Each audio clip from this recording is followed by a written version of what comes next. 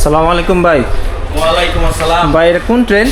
এইটা হচ্ছে ভাই নরসিংদী কমিউটার ট্রেন। তো এটা দেখতে তো প্রায় মেট্রো রেলের মতো মনে হচ্ছে। এটা আসলে মেট্রো রেলের কপি ভার্সন আর কি।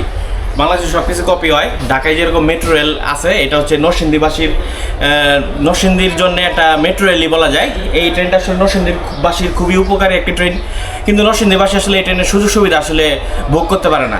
জিজ্ঞেস করেন কেন ভোগ করতে পারে না? কেন বুক করতে পারে না? এইটা হচ্ছে যে আপনার ট্রেনের নাম নরসিংদী কমিউটার হলো, ট্রেনের গন্তব্যস্থান কিন্তু ভৈরব। আচ্ছা। এই ট্রেনটি আসলে ভৈরব যায়, ঢাকা থেকে ভৈরব, কিন্তু ট্রেনের নাম দেওয়া হচ্ছে নরসিংদী কমিউটার। এখন নরসিংদীবাসী মনে করে কি এটা হচ্ছে যে তাদের ট্রেন, আসলে তাদের নামে যেহেতু দেওয়া হয়েছে, এটা নরসিংদীবাসী মনে করাটা স্বাভাবিক যে নরসিংদী নামে ট্রেনটি দেওয়া হয়েছে, কিন্তু আসলে ট্রেনটি যায় কিশোরগঞ্জ জেলার ভৈরবে। এই ট্রেনটি যায়।